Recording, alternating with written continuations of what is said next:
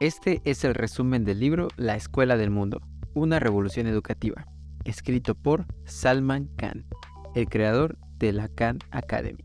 Este libro está dividido en 4 grandes partes, en donde en mi opinión es la parte 4 la verdadera razón de escribir el libro. Es donde presenta su modelo de escuela ideal.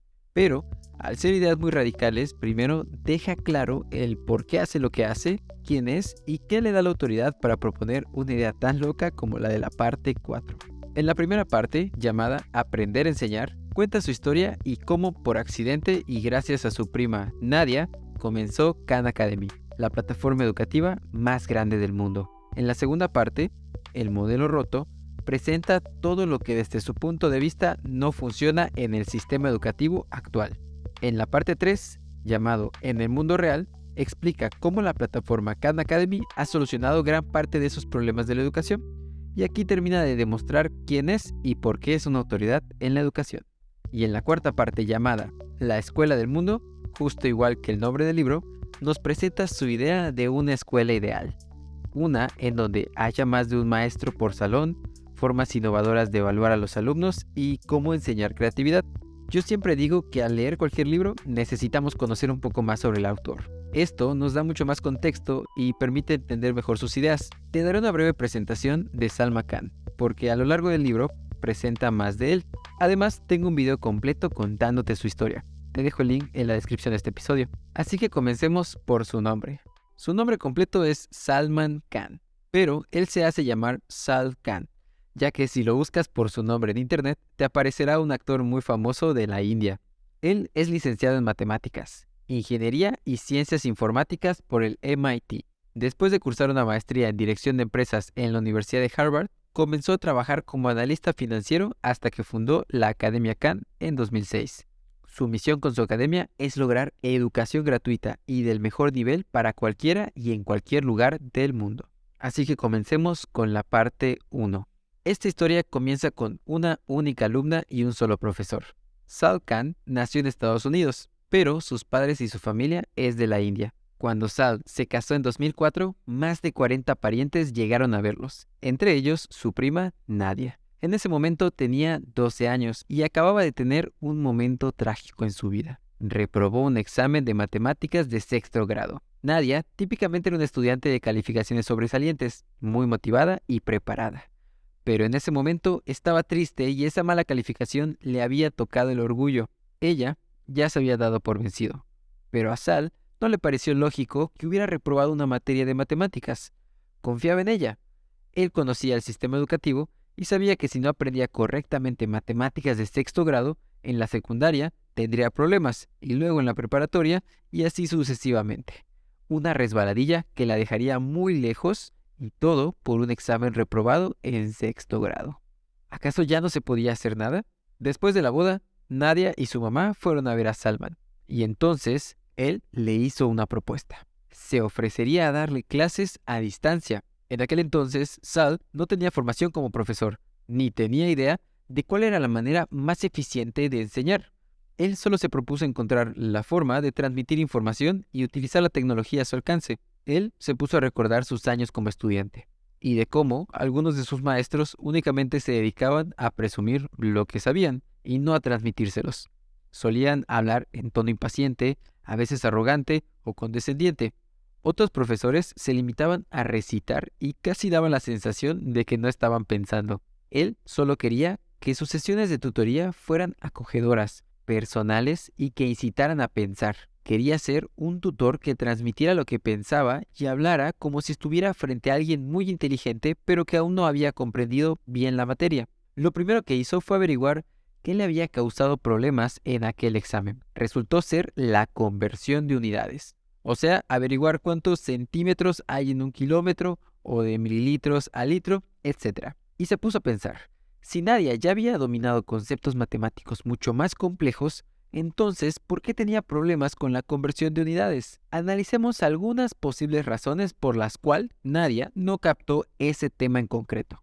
Puede que faltara el día que se explicó en clase, puede que estuviera en clase pero distraída, puede que tuviera sueño, que le doliera el estómago, o que estuviera preocupada después de discutir con su madre. Puede que tuviera un examen aquel mismo día y dedicara la hora a repasar mentalmente en lugar de prestar atención. Puede que le gustara el chico que se sentaba a 2 filas delante de ella y estuviera distraída. O tal vez el maestro tenía prisa por pasar al siguiente tema y no lo explicó en detalle. Al final no son más que suposiciones. Lo importante es que hay muchas posibilidades por las cuales Nadia no entendiera la conversión de unidades. Se perdió la explicación y esta nunca se volvió a repetir. Y como en cualquier escuela, había que seguir con el temario y había que respetar el calendario. Detengámonos un instante a valorar esto. Nadia asistía a un buen colegio con pocos alumnos por maestro. El problema es que las escuelas hacen caso omiso de varios hechos básicos sobre cómo aprendemos las personas. Aprendemos a ritmos diferentes. El más rápido no necesariamente es el más listo, y el más lento no necesariamente es el más torpe. El modelo del aula actual no permite que algo se comprenda más adelante. La clase, tenga el número de alumnos que tenga, ya habrá avanzado. Volviendo a la historia, Sal compró una tableta gráfica. Estas que tienen un lápiz que te permiten dibujar encima de la tableta para que se vea el dibujo en la computadora. Y se puso de acuerdo para que a través de videollamadas pudieran tener estas sesiones de tutoría. En estas sesiones se dio cuenta de algo. La presencia del profesor, ya sea en el aula, al otro lado de una llamada, en una clase de 30 alumnos o en una tutoría personalizada, puede paralizar al alumno. Aunque el profesor lo único que quiere es ayudar, para el estudiante se siente como una confrontación, porque se plantea una pregunta y se espera una respuesta inmediata. Esto provoca presión, el alumno no quiere decepcionar al profesor, tiene miedo de que lo critique, y todos estos factores interfieren en su capacidad para concentrarse en el tema y, peor aún, le da vergüenza decir que no entiende algo. Las asesorías continuaron. Nadia dominó el tema de conversiones, volvió a presentar el examen y sacó una buena calificación. Así que se corrió la voz entre familia y amigos. Cuando Sal se dio cuenta, ya tenía 10 alumnos. En ese momento, sin saberlo, estaban haciendo una primera etapa de Khan Academy. Como ya tenía más alumnos, probó hacer sesiones de Skype con 3 o 4 alumnos a la vez. La logística era demasiado rígida y las lecciones menos eficaces que el trabajo individual. Fue cuando un amigo le sugirió: ¿por qué no grabas las lecciones y las compartes en YouTube para que cada alumno las viera cuando le resultara más conveniente? La idea en ese momento parecía ridícula. Ok. Si Salma Khan quería hacer videos, ¿cuánto debían durar? En esa época, YouTube lo máximo que permitía eran 10 minutos por video, y tras investigar, años más adelante, resultó que era un buen promedio. De hecho, en 1996, un estudio publicado en la revista National Teaching and Learning Forum determinó que el periodo de máxima atención está entre 10 y 18 minutos. Aquí es donde Salma Khan se pregunta: si la atención solo se mantiene entre 10 y 18 minutos, ¿por qué insistir en clases que duren una hora? ¿Por qué las clases tipo conferencias siguen siendo el modelo dominante? Cuando llegó el momento de compartir lecciones en video, trató de que los costos de equipo y producción fueran mínimos. No tenía una cámara de video adecuada ni quería comprar una. Además, si tenía una cámara, empezaría a preocuparse por la iluminación, empezaría a considerar la ropa que se ponía o si tenía espinacas entre los dientes. Corría el riesgo de que todo se centrara más en hacer películas que en enseñar.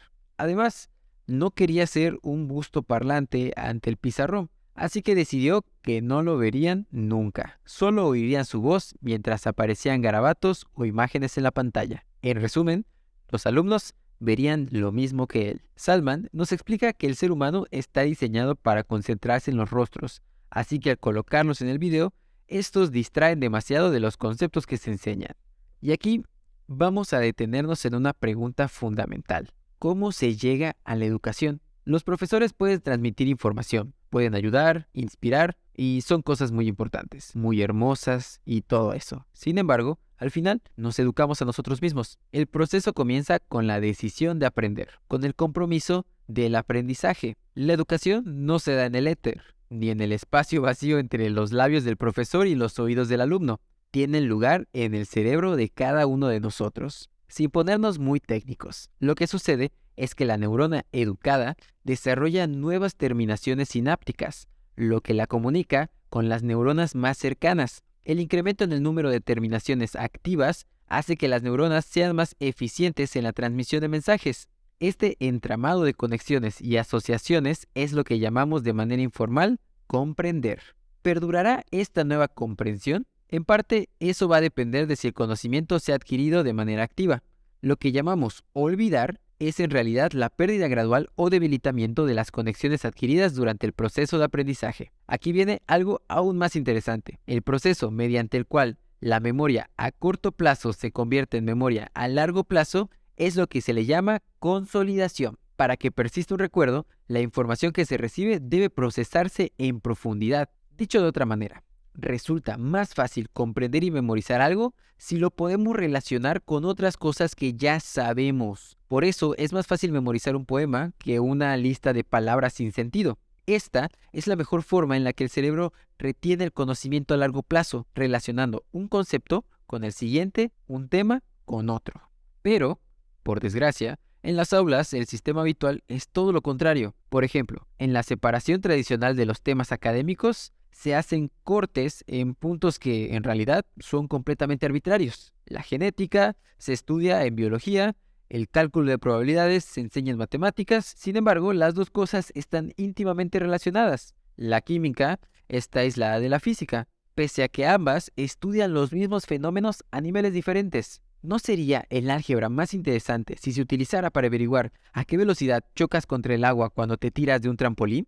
La conexión o falta de conexión entre conceptos es lo que separa a los estudiantes que memorizan una fórmula para un examen y lo habrán olvidado al cabo de un mes, de los alumnos que internalizan los conceptos y son capaces de aplicarlos cuando los necesitan una década más adelante. ¿Y por qué no van a olvidarlo? ¿Y cómo no van a olvidarlo? Si no se les ha enseñado que dominar este tema les ayudará a comprender mejor los que vendrán a continuación. Y si una materia concreta ya está sellada, envuelta y atada con un lacito, se les está transmitiendo el mensaje de que ha terminado. Entonces, ¿para qué lo van a recordar? Para mí, un tema nunca queda cerrado y ningún concepto está aislado de otros. Todo estudiante, por inteligente que sea y por motivado que esté, tropieza alguna vez, por una combinación de métodos de enseñanza defectuosos y limitaciones humanas. Esta realidad imperfecta nos plantea varios problemas. ¿Es posible rellenar los baches? Es decir, rellenar los huecos de información. Y en caso de que sí, ¿cómo se haría?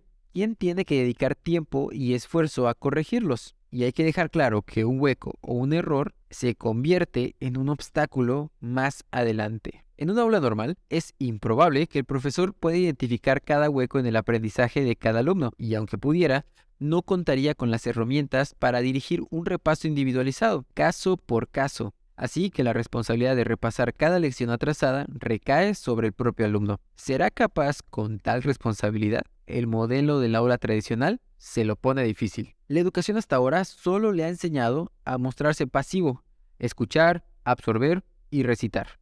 Y de repente le pide que sea productivo, que ejecute un diagnóstico de las dificultades que tiene y se encargue de resolverlos. Afortunadamente, esto tiene solución. Primero, hay que incentivar a los alumnos a que adopten una actitud activa en todas las etapas del aprendizaje. No solo tienen que absorber las cosas, también deben sacar conclusiones, porque en el actual mundo laboral nadie nos dice qué fórmula hay que aplicar en cada momento. Además, no olvidemos que pedir a los niños que sean activos no es más que pedirles que sean ellos mismos. ¿Es natural que un niño se quede sentado y escuchando durante una hora? No. Lo natural es que quieran hacer algo, que tengan actividad. Los estudiantes no son pasivos por naturaleza. Se les enseña a ser pasivos y se convierte en un hábito que los vuelve más manejables, lo cual es útil para mantener el orden en una aula convencional abarrotada, pero no es la mejor manera de que aprendan. El aprendizaje activo, controlado por el propio alumno, empieza cuando damos a cada uno libertad para determinar dónde y cuándo van a aprender. Ahí reside la belleza de Internet y de las computadoras. Si alguien quiere estudiar ecuaciones de segundo grado en el Porsche de su casa a las 3 de la madrugada, es posible. Si alguien se concentra mejor en una cafetería, ¿por qué no? Todos hemos visto a niños que parecen inteligentes y receptivos siempre, menos cuando están en clase. En el aula convencional solo hay un ritmo y lo marca una sola persona, el profesor. Atrapados en este ritmo, los alumnos más rápidos se distraerán y hasta tendrán problemas de disciplina cuando lo único que quieren es no estar sin hacer nada, y los que necesiten más tiempo se seguirán quedando atrás. Por el contrario, el aprendizaje al propio ritmo hace que cada alumno se marque su propia cadencia. Si ha aprendido con facilidad un concepto concreto, puede pasar enseguida al que sigue, y así evitar el aburrimiento. Y si otro le resulta difícil, puede pulsar la tecla de pausa o incluso retroceder y resolver más problemas según los necesite, sin tener que humillarse ni pedir que toda la clase espere por él. Y hemos llegado a la parte 2 del libro, el modelo roto. En esta segunda parte del libro hablaremos de por qué debemos cuestionar costumbres que existen en la educación desde sus inicios. Salma Khan nos explica el origen del modelo educativo tradicional, conocido como el modelo prusiano. También explica por qué los exámenes no evalúan lo que realmente importa y el por qué dejar tareas para la casa no es justo para todos los alumnos. Este capítulo se llama El modelo roto precisamente porque nos presenta todas las inconsistencias que existen en la educación, para que en los próximos 2 capítulos nos explique lo que él considera el futuro del aprendizaje. Ahora que estoy releyendo el libro me doy cuenta de que muchas de las ideas presentadas pueden ser mal recibidas por algunos profesores, por ser muy radicales tal vez, pero solo hay que recordar que Salma Khan es una de las pocas personas que desde el 2012 están revolucionando la educación en todo el mundo. Con su plataforma educativa completamente gratuita, niños y jóvenes de todas partes están aprendiendo lo que en sus escuelas nunca aprendieron. Esta es una combinación de tecnología con pedagogía que se ha visto pocas veces en la historia. Así que, por muy locas o peligrosas que suenen sus ideas, es alguien que vale la pena escuchar. El modelo educativo actual no era inevitable. Es un constructo humano. Evolucionó a lo largo de un camino determinado, pero también habían otros caminos posibles. Algunos aspectos del sistema que hoy consideramos sagrados, por ejemplo, la duración de las clases o el número de años dedicados a la enseñanza básica o intermedia, son de hecho arbitrarios e incluso accidentales. No es tarea fácil modificar un sistema de tan fuerte inercia y prolongada existencia. Nuestro sistema educativo está interrelacionado con muchas otras costumbres e instituciones. De ahí que el cambio del sistema educativo conllevaría cambios en otros aspectos de nuestra sociedad, y una propuesta semejante despierta trastornos y ansiedades. Voy a plantear una analogía que espero pondrá en perspectiva la inmensidad del desafío al que nos enfrentamos. Consideremos algo tan básico como el hábito de alimentarse 3 veces al día. ¿Existe algún imperativo biológico que nos imponga el desayuno, la comida y la cena en vez de 2, 4 o 5 comidas al día? Hay pruebas recientes que apuntan a que el ayuno podría ser una alternativa saludable, porque entonces casi todos nos aferramos al hábito de desayunar, comer y cenar, a pesar de que mayoritariamente realizamos mucho menos trabajo manual que nuestros antepasados, que fueron quienes instalaron esta costumbre. La respuesta es sencilla, es lo que hemos hecho siempre. Al igual que siempre hemos mandado a nuestros hijos a centros de enseñanza, es un hábito cultural que damos por supuesto. Puesto que nuestras vidas entrelazadas constan de muchas facetas interconectadas, la costumbre de comer 3 veces al día pasa a formar parte de una matriz con muchas otras actividades. El horario laboral deja una pausa para comer. Los restaurantes venden 3 comidas al día. Las familias siguen sentándose a comer para unir a sus miembros. Por todos estos motivos, sería extremadamente difícil cambiar la cultura de desayuno, comida y cena. Lo que ocurre con nuestros hábitos alimenticios sucede también con la educación. Industrias y profesiones dependen del sistema actual, como las grandes editoriales y las empresas de preparación de libros, como las grandes editoriales y las empresas de preparación de exámenes. Los exámenes, a su vez, tienen un efecto considerable en las prácticas de contratación y ascenso profesional. Dado que el sistema educativo está interconectado con tantos otros aspectos de nuestra cultura,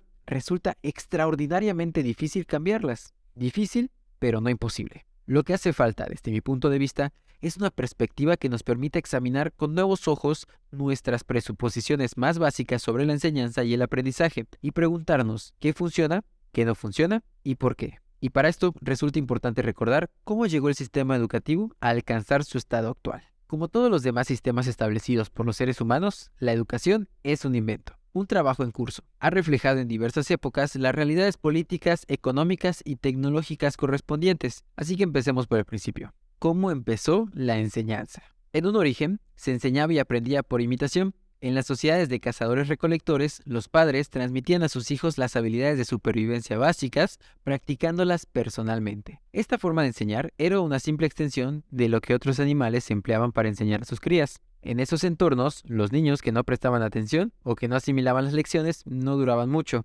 Reprobar era morir. A medida que se desarrollaba el lenguaje humano, la sociedad se volvió más compleja y especializada, hasta que surgieron áreas de aptitudes y conocimientos que sobrepasaban las capacidades de enseñanza de los padres. Esto dio lugar al sistema de aprendices y a los maestros. En el sistema de aprendices surgió una distinción jerárquica entre el maestro y el alumno. El maestro enseña y manda, y el alumno obedece y aprende. El sistema de aprendices fue la primera versión de la formación profesional. Los atenienses de la Grecia clásica aplicaban esta forma de enseñanza. Sin embargo, la academia griega clásica tenía dos problemas. El primero es que era elitista, y esto llevaba al segundo problema. Era una enseñanza intelectual. El aprendizaje práctico, el que realmente podía ayudar a desempeñar un trabajo, se consideraba en cierto modo sucio.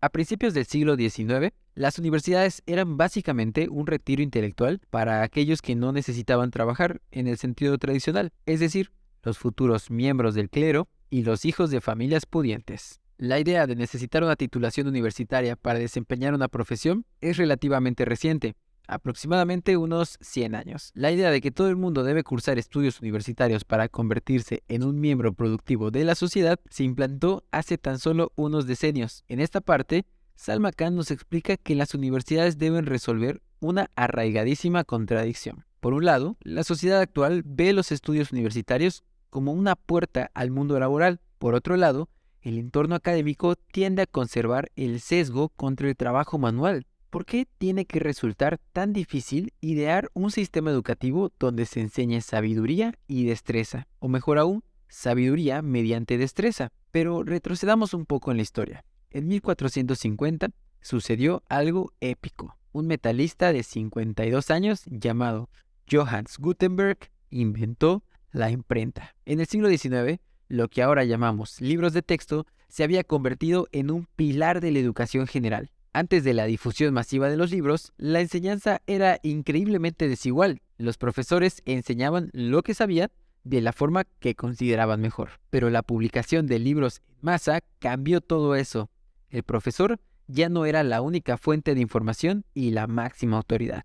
A lo largo del tiempo, el sistema educativo ha adoptado numerosos métodos distintos. Los aprendices aprendían con la práctica en los talleres de sus maestros. Los griegos clásicos vagaban por ahí o se sentaban bajo un olivo a intercambiar puntos de vista hasta que se les acabara el vino. Las primeras universidades impartían enseñanzas a un puñado de privilegiados, pero ¿dónde y cuándo surgieron la enseñanza primaria y la secundaria tal como las conocemos actualmente? Y ya que estamos aquí, ¿quién decidió que la educación debía costearse con los impuestos y ser obligatoria? Puede resultar sorprendente averiguar que todas estas cosas surgieron en Prusia del siglo XVIII. Prusia, con sus bigotes rígidos, sus sombreros rígidos y su rígida manera de marchar en formación, fue el lugar donde se inventó nuestro modelo básico de clase. No se trataba de producir pensadores independientes, sino ciudadanos leales y dóciles que aprendieran el valor de someterse a la autoridad de los padres, los profesores, la iglesia y en última instancia al rey. El filósofo y politólogo Johann Gottlieb Fichte, una figura clave en el desarrollo del sistema, una vez escribió: si queremos conseguir algo de alguien, no nos basta con limitarnos a hablarle. Tenemos que moldearlo de tal forma que sea incapaz de querer nada distinto de lo que queramos que quiera. Personalmente no creo que el sistema prusiano se planteara exclusivamente como herramientas de subyugación a la voluntad de una clase dominante. Contenía muchos aspectos innovadores e igualitarios para su época. De hecho, tan solo la noción de un sistema educativo universal, obligatorio, público y sufragado con impuestos ya era revolucionario. Permitió ascender a la clase media a millones de personas y desempeñó un papel considerable en el auge de Alemania como potencia industrial. Y puede que la forma más económica de proporcionar educación a todo el mundo, dada la tecnología existente en aquellos tiempos, fuera el modelo prusiano. Sin embargo, fuera intencionado o no, este sistema tendía a coartar la investigación en profundidad y el pensamiento independiente. En el siglo XIX, la creatividad y el pensamiento lógico no eran tan importantes como una maleabilidad disciplinada combinadas con habilidades básicas, pero 200 años después, claramente lo son. En la primera mitad del siglo XIX, el sistema prusiano se implantó en Estados Unidos con pocas modificaciones. El motivo era proporcionar una sólida educación básica a alumnos de todos los niveles socioeconómicos. Como en Prusia, esto desempeñaría un papel significativo en la creación de una clase media capaz de ocupar puestos de trabajo de un sector industrial en expansión. Sin embargo, también existía un elemento de adoctrinamiento. En 1870, Estados Unidos se había convertido en uno de los países más alfabetizados del mundo. Sin embargo, aún no existía demasiada estandarización en el país en cuanto a lo que se enseñaba a los estudiantes y el número de años de formación. Para resolver este problema, la Asociación Nacional de Educación fundó en 1892 el Comité de los 10. Se trataba de un grupo de docentes, sobre todo rectores universitarios. Fueron estos 10 hombres quienes decidieron cómo sería la educación primaria y secundaria. En su momento, las recomendaciones del Comité de los 10 fueron avanzadas para su época. Sin embargo, el sistema que configuraron se creó en un mundo sin televisión, sin conocimiento del ADN, sin más transporte aéreo que el globo, y por no mencionar las computadoras e internet. El sistema que crearon no se ha replanteado en profundidad en 120 años. El mundo actual necesita trabajadores creativos, curiosos y que sepan encauzarse para aprender durante toda su vida, capaces de concebir y poner en práctica ideas innovadoras. Por desgracia, este es el tipo de estudiante activamente reprimido por el modelo prusiano. No propongo que cerremos los colegios y empecemos de nuevo. Lo que sugiero es que adoptemos una postura más escéptica e inquisitiva frente a los hábitos y presuposiciones heredados en materia de educación. Ahora, pasemos a algo más actual. ¿En qué consiste aprobar una materia? En la mayoría de las escuelas, los estudiantes aprueban con un 75 u 80%, pero si nos detenemos a pensarlo, resulta inaceptable y desastroso. Los conceptos se construyen unos sobre otros. El álgebra requiere aritmética. La trigonometría se basa en la geometría. El cálculo infinitesimal y la física exigen todo lo anterior. Una comprensión inicial endeble tendrá como consecuencia una incomprensión total más adelante. Sin embargo, aprobamos alegremente a los alumnos que responden correctamente al 75 o el 80% del examen. Para muchos profesores puede parecer una cortesía aprobar a esos alumnos marginales, o simplemente una necesidad administrativa. Sin embargo, es una desconsideración y una mentira a los alumnos. Les estamos diciendo que han aprendido algo que en realidad no han aprendido. Los estamos empujando al fracaso. Disculpa que considere el vaso medio vacío, pero el 75% supone perderse una cuarta parte de lo que se necesita saber. ¿Emprenderías un viaje largo en un coche que solo tiene 3 llantas? ¿O intentarías construir la casa de tus sueños sobre el 75 o un 80% de los cimientos? A esto le llamo aprendizaje tipo Emmental, en honor al queso Emmental, que es ese queso que está lleno de agujeros y que sale en las caricaturas. Muchas veces se alaba a los estudiantes con sus aciertos del 95% en los exámenes, y está bien. No tiene nada de malo alabar a los niños, pero también deberían haber repasado con ellos ese 5% de problemas que no han sabido resolver. El repaso debe haber ido seguido de un nuevo examen riguroso, y si el resultado fuera inferior al 100%, se debería haber repetido el proceso. Así es como se llega a los agujeros del aprendizaje tipo Emmental. Por motivos prácticos, nuestro modelo tradicional de clase no suele permitir estos repasos y nuevos exámenes personalizados. Esta es una de las principales formas en las que el modelo demuestra haberse quedado arcaico, incapaz de satisfacer nuestras necesidades. Ahora, hablemos de exámenes. ¿Qué examinan realmente los exámenes? Consideremos primero qué cosas no examinan los exámenes. Los exámenes dan poca o ninguna información sobre el potencial de un alumno de aprender una materia. Como mucho, ofrecen una instantánea del lugar donde se encuentra ese estudiante en un momento determinado. Tampoco dicen nada sobre durante cuánto tiempo se retendrá lo aprendido. Algunos estudiantes parecen excepcionalmente dotados para conservar sucesos, cifras y fórmulas en la memoria a corto plazo durante el tiempo estrictamente necesario para aprobar el examen. Después, quién sabe, los exámenes convencionales no nos lo dicen. Los exámenes nos dicen poco o nada del porqué de las respuestas acertadas o fallidas. Así que volvamos a la pregunta inicial. ¿Qué examinan los exámenes? Parece que la mejor respuesta que podemos dar sin temor a equivocarnos es esta. Los exámenes miden el estado aproximado de lo que recuerda un alumno y quizá de lo que entiende, de un determinado subconjunto del temario de una materia en un momento determinado, partiendo de la base de que la medición puede cambiar considerablemente y aleatoriamente según qué preguntas se planteen en concreto. Según esta afirmación, poca cosa podemos averiguar mediante los exámenes. A pesar de todo, las escuelas convencionales parecen hacer mucho hincapié en los resultados de los exámenes como medida de la capacidad innata o el potencial humano. ¿Qué conseguimos cuando damos esos sobresalientes, aprobados o reprobados? Como hemos visto, lo que no conseguimos es medir adecuadamente el potencial del alumno. Por otro lado, lo que hacemos y con mucha frecuencia es etiquetar a los jóvenes, encajarlos en categorías, definirlos y muchas veces limitar su futuro. Los exámenes determinan quién seguirá estudiando después de la preparatoria y quién no. lo que a su vez dicta quién podría ejercer las profesiones más prestigiosas y mejor remuneradas y quiénes serán relegados a una vida de trabajos poco especializados y un estatus social inferior. Además, los exámenes cambian. En un fascinante ejemplo que se dio recientemente, el estado de Nueva York contrató una nueva empresa para que rediseñara los exámenes estandarizados que tomaban millones de niños entre los grados de tercero y octavo año. ¿A qué se debió el rediseño? A dos motivos aparentemente contradictorios. En 2009, los antiguos exámenes parecían haberse vuelto demasiado previsibles. Alumnos y profesores se dedicaban más a prepararse para el examen que a enseñar y a aprender de verdad. La puntuación era alta, demasiado alta para considerarse fiable. En respuesta a esto, se solicitó que se hicieran más difíciles los exámenes. ¿Qué fue lo que pasó? Que se cumplió el encargo y puede que demasiado bien. Las calificaciones cayeron en picada. Algo evidente era que ni los profesores empeoraron, ni los alumnos se volvieron menos listos de un año para otro. Así pues, ¿a quién estaba examinando realmente? ¿A los estudiantes o a los examinadores? ¿Los nuevos exámenes eran más fiables que los antiguos? No tengo ni idea. Y precisamente de eso se trata.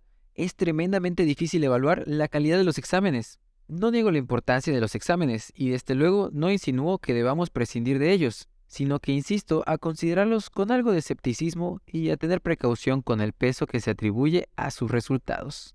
Hablemos pues de un tema controversial, las tareas. Según un artículo académico llamado Teacher Assessment of Homework, llamaba la atención que la mayoría de los profesores no reciben ningún curso sobre las tareas durante su formación. ¿Planificación de las lecciones? Sí. ¿Técnicas para conducir las actividades en clase? También. ¿Tareas? No. Según Harris Cooper, autor de The Battle Over Homework, a la hora de elaborar las tareas, casi todos los profesores improvisan. No es extraño que los alumnos y padres consideren las tareas una tediosa pérdida de tiempo. ¿Por qué tantos centros de enseñanza siguen centrándose en la cantidad de tareas y no en la calidad? En parte, el motivo es simplemente que la cantidad, por definición, resulta más fácil de medir. La calidad es un concepto mucho más sutil. ¿Y qué cantidad de tareas es la adecuada? La respuesta es: nadie lo sabe, todo depende. El motivo por el que no podemos dar con una respuesta concreta es que estamos planteando la pregunta inadecuada. Deberíamos preguntar algo mucho más básico, no cuánta tarea, sino ¿por qué las tareas en primer lugar? ¿Por qué determinadas tareas se consignan a la clase mientras que otras se relegan a las horas más flexibles del tiempo familiar y personal? ¿Por qué damos por supuesto que la mejor forma de aprovechar las capacidades de los profesores consiste en impartir información a toda una clase y después enviar a los niños a casa a resolver problemas por su cuenta, con frecuencia sin oportunidad de pedir o recibir ayuda? Muchas veces es imposible revisar las tareas hechas en casa. ¿Acaso son más valiosas las tareas que no se revisan? Estas son las preguntas que deberíamos estar planteándonos. Preguntas que examinan algunas de las suposiciones y hábitos educativos más arraigados. Empecemos con una pregunta engañosamente sencilla. ¿Por qué las tareas están ideadas para hacerlas en casa? Hay quien cree que es para involucrar a los padres en el proceso educativo de sus hijos. Y es una idea muy bonita, pero errónea, sacada de la televisión de la década de los 50, en donde Susie y Johnny tendrán los libros de texto abiertos en la mesa del comedor o en el suelo de la sala, mientras papá, que acabaría de llegar del trabajo tras su jornada de 9 a 5, fumaría su pipa, leería el periódico y estaría dispuesto a impartir sabiduría sobre casi cualquier asunto. Y mamá, que habría pasado casi todo el día en casa, pasando la aspiradora y preparando galletas, podría intervenir brevemente en asuntos que no fueran el punto fuerte de papá. Sin embargo, este escenario idílico no es la realidad de la mayoría de las familias. Para muchas, el tiempo en común se ha convertido en un lujo cada vez más infrecuente. Las madres trabajan, los adultos de cualquier sexo pasan muchas horas en el trabajo, tardan muchas más en llegar y volver, y se han introducido materias más avanzadas en los planes de estudio, por lo que hay menos padres verdaderamente preparados para ayudar a sus hijos con las tareas. Entonces, ¿de verdad las tareas constituyen el mejor uso de un tiempo que las familias emplearían? ¿O sería mejor simplemente pasar tiempo juntos? Una investigación a gran escala realizada por la Universidad de Michigan concluyó que el único factor de peso en la predicción de mejores calificaciones y menos problemas de conducta no era el tiempo dedicado a las tareas, sino la frecuencia y duración de las comidas familiares. Cuando las familias se sientan realmente a charlar, cuando padres e hijos cruzan ideas y muestran verdadero interés mutuo, los niños absorben valores, motivación, autoestima En resumidas cuentas, crecen exactamente en los atributos y actitudes que los harán aprender con entusiasmo y atención. Esto es más importante que las simples tareas. Además, las tareas tradicionales impulsan la desigualdad. Desde el momento en el que los padres puedan ayudar con las tareas, jugarán con ventajas si ellos mismos cuentan con una buena educación, incluso si la ayuda es indirecta. Las casas con libros y las familias con una historia de éxito educativo tienen una ventaja injusta. Es menos probable que los niños de familias adineradas se vean agobiados con trabajos o tareas que los padres solteros o agotados no pueden realizar. Las tareas se vuelven necesarias porque no se aprende lo suficiente durante la jornada escolar. ¿Por qué? Porque la técnica que prevalece en nuestro modelo educativo estándar resulta ser una forma tremendamente ineficaz de enseñar y aprender. Cada alumno aprende a un ritmo distinto. El lapso de atención máximo está en torno a los 15 minutos. El aprendizaje activo crea rutas neuronales más duraderas que el pasivo. Sin embargo, el modelo de clase pasivo en el que se espera que todos los alumnos absorban la información a la vez, durante 50 minutos o una hora sentados y callados en sus pupitres, sigue siendo nuestro modelo de enseñanza dominante. El resultado es que casi todos los alumnos se pierden o se aburren en un momento u otro, por bueno que sea el profesor.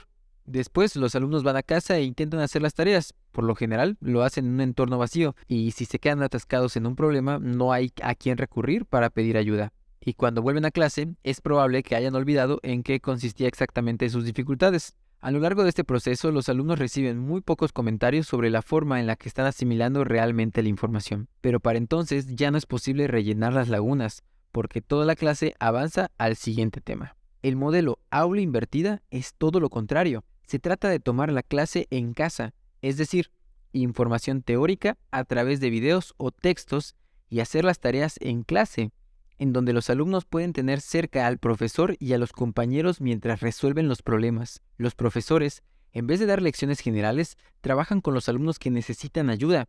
Los alumnos que habían asimilado la información más deprisa ayudaban a quienes aún tenían dudas. Además, con el modelo de aula invertida, los profesores tienen la oportunidad de establecer relaciones personales con los alumnos y recibir información real sobre cuánto entienden. El poder ver las clases en forma de videos, ya sea en casa, en el autobús o en el parque, permite que el aprendizaje sea independiente y de forma más activa que en las clases en el salón, porque los estudiantes deciden qué tienen que ver y cuándo. Pueden detener y repetir los videos cuando fuera necesario. Si el tema les resulta fácil, pueden aprender otro más avanzado o salir a jugar, y si sus padres deciden participar, tendrán el mismo acceso que sus hijos a las lecciones en video. El aula invertida es una forma sencilla de hacer que las clases sean más amenas para todos los participantes. Antes de proseguir con esta crítica de nuestro modelo educativo, me gustaría abordar brevemente una de sus características extrañas y paradójicas. Puede que no funcione muy bien, pero sin duda sale caro. Mejorar el tiempo que pasa cada alumno con el profesor no tiene por qué costar más dinero. Si las clases dejan de ser conferencias, el profesor puede dedicar más tiempo de atención a cada alumno. Los buenos profesores conseguirán en mayor medida lo que los impulsó a elegir su profesión, a ayudar a los jóvenes a aprender. El gasto exagerado en educación es malsano e insostenible. También es completamente innecesario. En primer lugar, los resultados de la mayoría de los centros de enseñanza privados no arrojan una diferencia discernible respecto a los centros públicos con alumnos de entornos similares. Es posible obtener una educación rigurosa, de alta calidad y personalizada por muchísimo menos dinero. No tiene que ser exclusiva de las familias más ricas. Pensemos por un momento en los métodos que actualmente dominan el aula tradicional.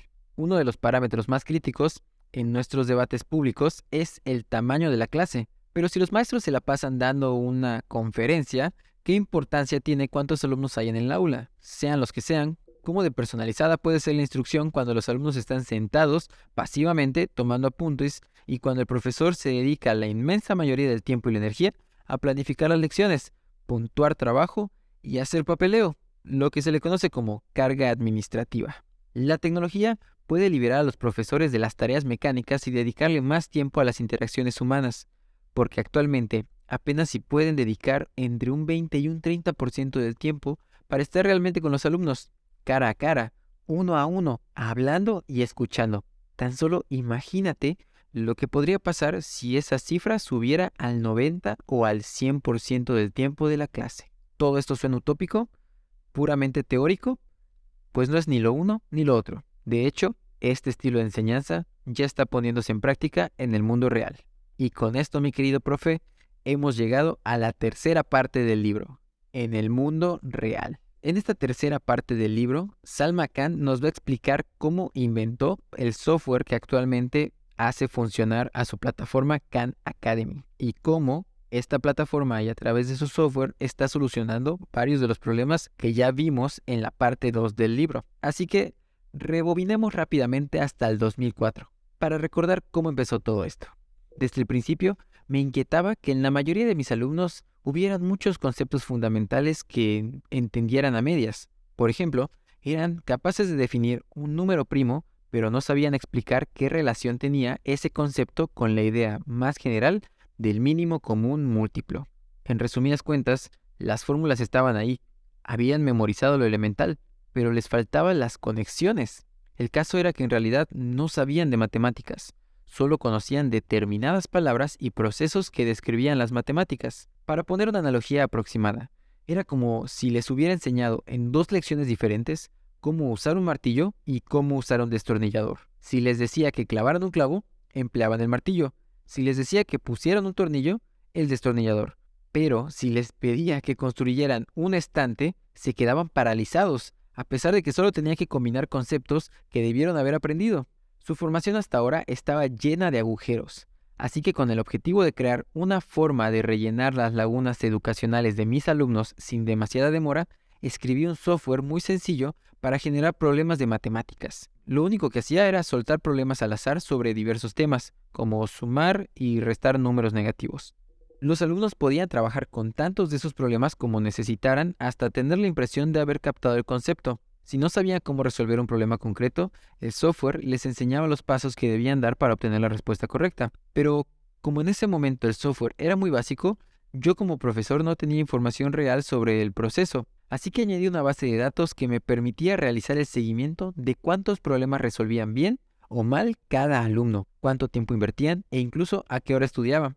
A medida que aumentaba el número de mis alumnos, me acercaba más y más a darme contra la pared con la que se habían dado millones de profesores antes que yo intentando personalizar la educación.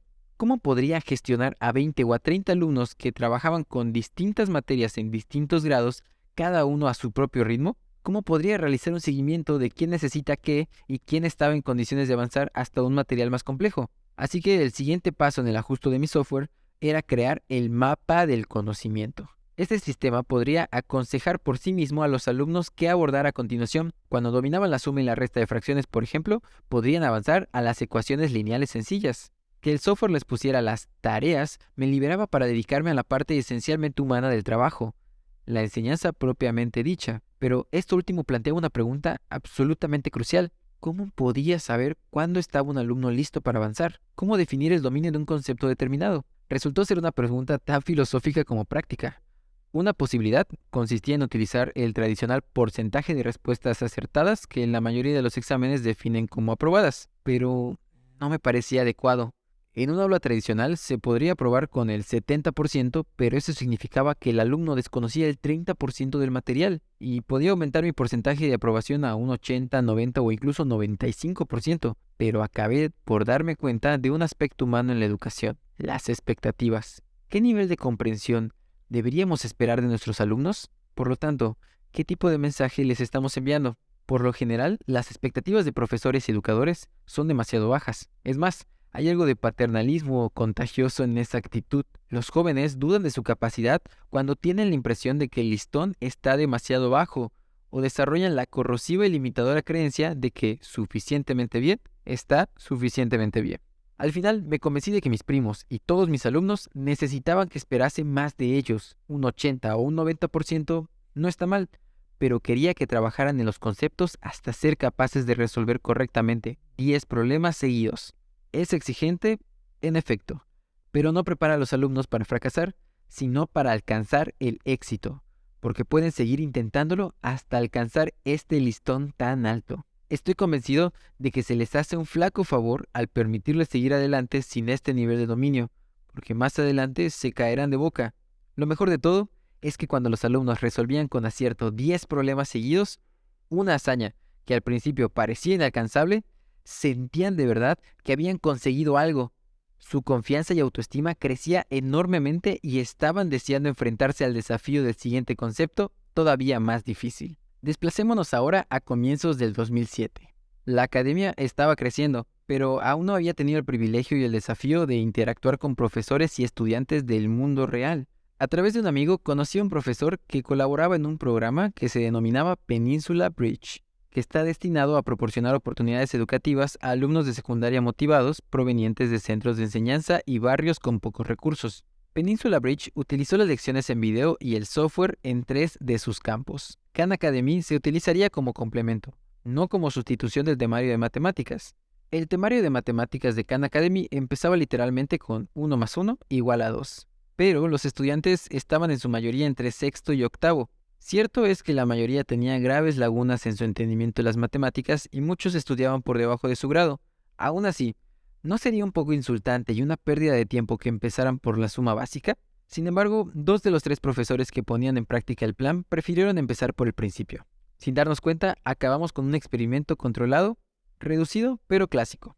La primera suposición que quedó entredicho fue que los alumnos de secundaria encontrarían demasiado fácil la aritmética básica. Entre los grupos que habían empezado con 1 más 1, la mayoría de los niños, como cabía esperar, recorría a toda prisa los conceptos básicos. Pero no todos. Unos pocos se quedaron atascados en cosas tan fundamentales como los problemas de resta con 2 cifras. La buena noticia, sin embargo, es que una vez identificadas esas lagunas se podrían rellenar. Y cuando se reconstruyeron los cimientos inestables, los jóvenes fueron capaces de avanzar como la seda. Fue un marcado e inesperado contraste respecto al grupo que había empezado por el nivel de quinto. Ya que tenían tanta delantera, suponía que al final del programa de 6 semanas estarían trabajando con conceptos mucho más avanzados que el otro grupo. Pero en realidad ocurrió todo lo contrario. Algunos de esos alumnos del grupo aventajado, por otro lado, se daban contra una pared y no mostraban progreso. Había conceptos de sexto y séptimo que simplemente parecían no poder dominar, quizá a causa de las lagunas en conceptos anteriores. Al comparar los resultados de los 2 grupos, la conclusión se hizo palpable. Casi todos los estudiantes necesitaban afianzar las bases en mayor o menor nivel, y el tiempo invertido en identificar y rellenar las lagunas resultó ahorrar tiempo y profundizar el aprendizaje a la larga. A principios de 2009, la Academia Khan empezaba a cobrar vida propia. Cientos de miles de estudiantes lo usaban a diario y yo le dedicaba hasta el último minuto libre. Bueno, en realidad hasta el tiempo que no tenía libre. Hacía lo posible por centrarme en mi trabajo remunerado, pero mi corazón estaba comprometido por completo con el potencial de la Academia Khan. Francamente, las posibilidades que rodeaban la Academia Khan eran tan emocionantes que me costaba desempeñar adecuadamente mi trabajo remunerado. Así que empecé a hablar con Umaima, mi mujer, sobre dejar el fondo de inversión y dedicarme por completo a la academia. Teníamos ahorros suficientes para pagar la renta de una casa decente en Silicon Valley, pero no mucho más. Mi mujer aportaba algo de dinero de su trabajo como reumatóloga en prácticas. Aún así, me daba miedo la idea de renunciar a una nómina. Entonces, a lo largo de una semana de agosto sucedieron 2 cosas determinantes. La primera fue que la Academia Khan quedó finalista en un importante premio que concedía el Museo Tecnológico de San José. La segunda fue un mensaje de correo electrónico que recibí a través de YouTube. Era de un estudiante que quería decirme que, en su lugar de residencia, los centros de enseñanza no reciben a los negros con los brazos abiertos. De pequeño, lo habían obligado a medicarse para que no hablara, y después lo castigaban por no hablar cuando le preguntaban en clase. Con más pesar que cólera decía: ningún profesor me ha servido nunca de nada. Pasé todo el verano en tu página de YouTube y quería darte las gracias por todo lo que haces. La semana pasada realicé una prueba de aptitud de matemáticas y ahora estoy en el nivel más avanzado. Puedo afirmar sin duda alguna que usted cambió mi vida y la de todos los miembros de mi familia. Vaya, los trabajadores de fondos de inversión no están acostumbrados a recibir mensajes de este tipo. Entre eso, la posibilidad del premio del museo, la insistencia de mi amigo y las bendiciones de mi esposa, decidí zambullirme de cabeza. Suponía que sería capaz de convencer a alguien de que la Academia Khan era una causa que valía la pena apoyar, y le dije a mi mujer confiado que si no ocurría tal cosa en un plazo de 1 año, volvería a mi trabajo convencional. El estrés comenzó a asentarse alrededor del 4.º mes. No hay nada como quemar $5,000 mensuales de nuestros ahorros con un bebé en casa para crear tensión en un matrimonio. El primer rayo de esperanza llegó cuando me invitaron, en enero del 2010, a conocer a un agente de Google. Al parecer, muchos ingenieros y ejecutivos habían estado usando la Academia Khan con sus hijos y querían informarse más a fondo. Al cabo de unas semanas me invitaron a una segunda reunión y entonces las cosas se pusieron interesantes. Me pidieron que redactara una propuesta sobre lo que haría con $2 millones. No tenía que detallarlo demasiado, bastaba con un par de páginas. $1 millón por página no está mal. Tengamos en cuenta que hasta ese entonces había invertido un total de $2,000 en Khan Academy. Me pasé toda la noche escribiendo y reescribiendo un esquema de cómo contrataría a un equipo de ingenieros para crecer el software, cuántos videos podría producir en un año y a cuántos estudiantes podríamos llegar en 5 o 10 años. Lo envié y esperé. A lo largo de los meses siguientes me aseguraron varias veces que estaban estudiando seriamente mi propuesta, pero para entonces ya miraba las fundaciones con bastante escepticismo para esperar nada. Entonces, en abril, recibí otro mensaje providencial e inesperado. El asunto era: soy una gran fan. De modo que, por supuesto, lo abrí de inmediato. Una mujer cuyo nombre no reconocí a primera vista me pedía una dirección para enviar una donación a la academia. Esto por sí mismo no era desacostumbrado. Mucha gente había donado ya 2, 10 e incluso hasta $100 por PayPal, pero esta vez me llegó por correo un cheque de $10,000, firmado por Ann Doerr. Tras una breve y frenética búsqueda en la web, me di cuenta de que era la esposa del famoso inversor de capital de riesgo John Doerr. Le agradecí su generosa ayuda por correo electrónico y me respondió con la propuesta de que comiéramos juntos. Acordamos reunirnos en mayo en el centro de Palo Alto. Ann llegó en una bicicleta verde y azul. Hablamos de lo que podría ser la Academia Khan. Cuando Ann me preguntó por la fuente de ingresos de mi familia, intenté que mi respuesta no sonase demasiado desesperada. No tenemos, vivimos de los ahorros. Asintió y nos fuimos cada uno por su lado. Al cabo de 20 minutos, cuando entraba con el coche en el jardín, recibí un mensaje de texto. Era de Ann. Necesitas medios de subsistencia. Acabo de mandarte un cheque de $100,000. Casi me estrelló contra la puerta del garage. El mensaje de texto de Ann fue el principio de una serie de acontecimientos surrealistas. 2 meses después, en una tarde, recibí un mensaje de texto de Ann. En realidad, recibí varios seguidos. Su contenido aproximadamente era: en Aspen, un público de cientos de personas. Bill Gates en el estrado, hablando de ti. Tu mujer hizo bien en permitirte dejar el trabajo. ¿Qué decían en realidad esos breves mensajes crípticos? ¿Se habría equivocado de destinatario? Arrebaté a un alumno la computadora que tenía más cerca y me puse a buscar una confirmación. En efecto, la gente ya lo comentaba en los blogs y en Twitter. Bill Gates estaba hablando en el Aspen Ideas Festival y afirmaba que era fan de Khan Academy, que lo usaba para aprender él mismo y con sus hijos. De inmediato, imaginé los videos chapuceros que había grabado para mis primos, con mi hijo gritando de fondo o mientras intentaba condensar un concepto antes de que mi mujer volviera del trabajo. ¿De verdad los veía Bill Gates? Los días siguientes fueron muy raros. Al final encontré una grabación del acto. Sabía que había ocurrido de verdad, pero ¿qué debía hacer a continuación? ¿Llamarlo?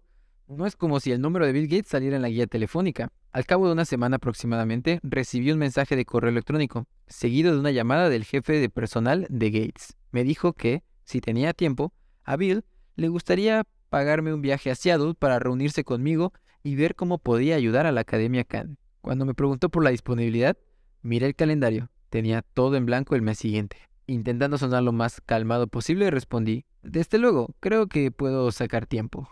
La reunión tuvo lugar el 22 de agosto en el despacho de Bill. Esperé en una sala de juntas, creo que palpablemente nervioso, por lo que me aseguraron que Bill solo es un humano más, de trato muy fácil. Eso me tranquilizó en cierto modo, y me puse algo parlanchín. Al cabo de unos minutos, todos los presentes empezaron a parecer un poco más serios que 30 segundos antes. Bill Gates había entrado y estaba detrás de mí. Sí, solo un humano más. Me levanté de un salto, le estreché la mano y le dije: encantado. Tomó asiento y todo el mundo quedó a la espera. Al darme cuenta de que era a mi pie, me pasé los 15 minutos siguientes hablando sobre lo que creía que podía conseguir la Academia Khan y cómo lo haríamos. Bill asentía cortésmente de vez en cuando. Francamente yo no sabía ni qué decía. El 20% de mi cerebro se encargaba de hablar. El 80% restante pensaba: ¿te das cuenta de que estás hablando con Bill Gates? Lo tienes al lado de la mesa. Bill Gates, mira, es Bill Gates. Más te vale no meter la pata. Ni se te ocurra soltar uno de tus chistes tontos. Me hizo unas cuantas preguntas más y después simplemente dijo: estupendo. Al cabo de 2 días, la revista Fortune publicó un artículo sobre la Academia Khan. Se titulaba: El profesor favorito de Bill Gates. En septiembre se hizo patente que la Fundación Gates subvencionaría la Academia Khan con $1,500,000 para que pudiéramos tener unas oficinas y contratar a un equipo de 5 personas. Posteriormente, donó otros 4 millones para financiar otros proyectos. Google también anunció que concedía $2 millones a la Academia Khan para reforzar el archivo de ejercicios y traducir nuestro contenido a los 10 idiomas más hablados en el mundo. Y con esto llegamos a la cuarta parte del libro, La Escuela del Mundo. En esta cuarta parte, Salma Khan nos presentará sus ideas más locas. Aquí te va un dato curioso. El 65% de los niños de todo el mundo que empiezan primaria mientras escribo estas líneas tendrán trabajos que aún no se han inventado. Nadie es tan listo como para saber qué sucederá mañana, ni en realidad en la próxima hora, minuto o nanosegundo. Así que mucho menos dentro de una generación. Si no podemos predecir lo que los jóvenes tendrán que saber dentro de 10 o 20 años, todo lo que les enseñemos es menos importante que cómo les enseñamos a autoeducarse. Sí, claro, todos los niños necesitan una base de matemáticas y ciencia. Deben comprender cómo funciona el lenguaje para comunicarse con eficacia y matices. Han de saber algo de historia y política para no sentirse ajenos al mundo y tener conocimientos de arte para entender que el ser humano busca lo sublime. Pero, aparte de estos temas básicos, la labor crucial de la educación es enseñar a los niños a aprender, a hacer que quieran aprender, fomentar la curiosidad, alentar el asombro, dotarlos de confianza, para que más adelante cuenten con las herramientas con las que buscar respuestas a las muchas preguntas que todavía no saben plantear. En un momento de insalvables dificultades económicas globales, la educación tradicional sigue ciega y se resiste a aplicar soluciones tecnológicas ya disponibles para crear una educación mejor, más económica y al alcance de mucha más gente en lugares muy distantes. Me gustaría proponer un futuro diferente para la educación, más inclusivo y creativo. En mi último año de enseñanza obligatoria, o sea, en la universidad, viví una experiencia que no solo sería esencial para mi vida escolar, sino también para el desarrollo de toda mi filosofía sobre la educación. En un concurso regional de matemáticas conocí a Shantanu Sinha, sí, el mismo Shantanu que hoy en día es el presidente de la Academia Khan. Era un genio de las matemáticas y enseguida me puso en mi sitio al derrotarme en la final, pero Shantanu tenía algo que me impresionó aún más. Mientras charlábamos, me contó que aunque estábamos en el mismo grado, él ya estaba viendo cálculo infinitesimal. Yo aún seguía con álgebra 2. Aunque hacía tiempo que el tema no me resultaba estimulante, pero yo creía que tenía que seguir en álgebra 2 porque eso era lo que le tocaba a mi grado. Shantanu me dijo que le habían adelantado los exámenes de álgebra y por tanto había podido avanzar. ¿Le habían adelantado exámenes? No tenía idea de que eso era posible, aunque en cuanto me lo dijo me pareció lo más lógico. Si un alumno demostraba conocer a fondo ciertas ideas y procesos, ¿por qué no permitirle que estudiara a otros más avanzados? Volví a mi escuela entusiasmado y esperanzado y hablé con los responsables para que me adelantaran los exámenes de matemáticas. La sugerencia se rechazó al instante con un argumento tan espantoso como familiar. Si te lo permitimos a ti, tendremos que permitírselo a todo el mundo. Sin embargo, con el tiempo, una pregunta más honda y subversiva me empezó a aguijonear y acabaría convirtiéndose en un principio educativo básico para mí. Si los niños pueden avanzar a su propio ritmo y así son más rápidos y productivos, ¿por qué no se lo permiten a todo el mundo? ¿Qué tenía de malo? ¿No se aprendería más así? ¿No se alimentaría mejor la curiosidad y la imaginación si los alumnos pudieran seguir sus instintos y aceptar nuevos desafíos a medida que se sintieran capaces? Si un alumno más rápido se graduaba antes, ¿no serviría eso para liberar recursos valiosos para los escolares que los necesitaran? Sí, esto requeriría mayor flexibilidad y más atención a los alumnos como individuos. Existían obstáculos técnicos y logísticos, pero ¿a quién tenía que resultar útil la educación? ¿Acaso el objetivo del sistema era la comodidad de la junta escolar y el director, no ayudar a los estudiantes a convertirse en seres pensantes? En retrospectiva, creo que mi compromiso con una educación autorregulada nació con aquella frase tan irritante: si te lo permitimos a ti, tendremos que permitírselo a todo el mundo. Si en la preparatoria me convencí de la importancia crucial del estudio independiente y el aprendizaje autorregulado, fue en la universidad donde vi la increíble ineficacia, irrelevancia e incluso inhumanidad de la enseñanza mediante lecciones tipo conferencia. Cuando llegué al MIT por primera vez, me intimidaba verme rodeado de tantos genios. Mis primeras prácticas de física fueron con un profesor que había ganado el premio Nobel por la verificación experimental de la existencia del quark. Ahí todo el mundo parecía más listo que yo. Nos fuimos integrando a la rutina del MIT, pero Shantanu y yo llegamos cada uno a la misma conclusión.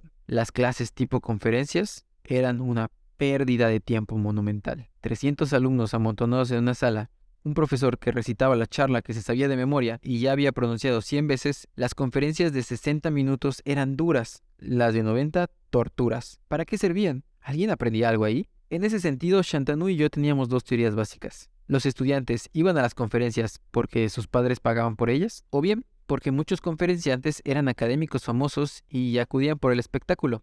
En ese momento, Shantanu y yo pasamos pronto a formar parte de una subcultura del MIT, pequeña pero visible, y en cierto modo notoria, la de los que se saltaban las clases. No lo recomiendo para todo el mundo, pero a nosotros nos funcionó. Sí, saltarse clases se puede convertir en una excusa para hacer el vago, pero a nosotros nos parecía un uso más productivo y responsable del tiempo disponible. ¿Qué era mejor? Escuchar de manera pasiva una conferencia de hora y media o trabajar de manera activa con un libro de texto o videos de internet y ejercicios interactivos si los hubiera habido en aquella época. ¿Qué nos enriquecería más? ¿Ver la presentación de un profesor o derivar ecuaciones y escribir nuestro propio código? Éramos novatos, pero enseguida vimos que saltarnos las clases nos funcionaba. No teníamos que matarnos al final del trimestre ni nos costaba resolver problemas en un examen porque eso era lo que habíamos estado haciendo todo el tiempo.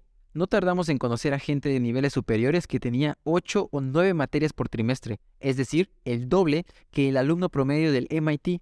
Y en el MIT, 4 materias ya son una carga de trabajo considerable. Nos retaron a inscribirnos en materias adicionales. Éramos jóvenes inteligentes, pero no teníamos superpoderes. Y lo que argumentaban era que cualquiera de nosotros, no solo en el MIT, sino en cualquier preparatoria o universidad, podía con el doble de materias con tal de no asistir a las conferencias y en su lugar hacer lo que nos ayudara a aprender. No era cuestión de magia, no se trataba de un atajo milagroso hacia el éxito académico.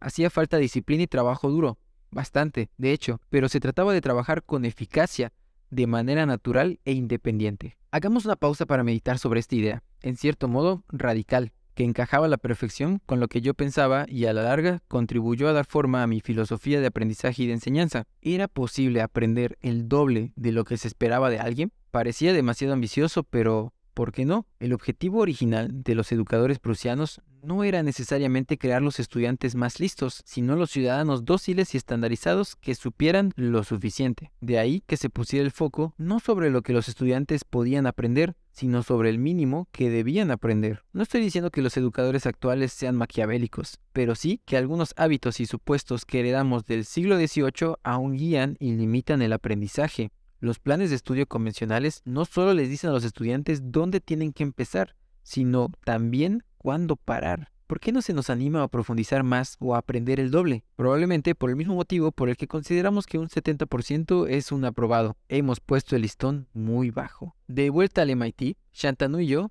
hicimos cerca del doble de materias y nos graduamos con honores. Y no porque fuéramos más listos ni porque trabajáramos más que nuestros compañeros, sino porque no perdimos el tiempo asistiendo a las clases en las que éramos meros sujetos pasivos. Creo que con un aprendizaje activo, la mayoría de nosotros somos capaces de llegar mucho más lejos de lo que se espera. Podemos hacer más y de manera más eficiente con un estudio autorregulado, guiado e interactivo. Podemos alcanzar metas más ambiciosas si se nos da la ocasión de fijarnos nosotros mismos esas metas. Casi toda la gente instruida fue al colegio con niños de su misma edad y siguieron toda la primaria y secundaria en grupos determinados por la fecha de nacimiento, lo cual probablemente se mantuvo en la universidad. Este modelo básico, agrupar a los niños por edad y hacer que avancen juntos año tras año, es un aspecto tan fundamental de la educación clásica que casi nadie se lo cuestiona. Antes de la Revolución Industrial, agrupar a los niños por edades era la excepción, no la regla. No cabe duda de que esta separación por edades es la que tiene más fuerza porque ha permitido el desarrollo de planes de estudio fijos y niveles estandarizados, arbitrarios pero consensuados de lo que tienen que aprender los niños en cada nivel.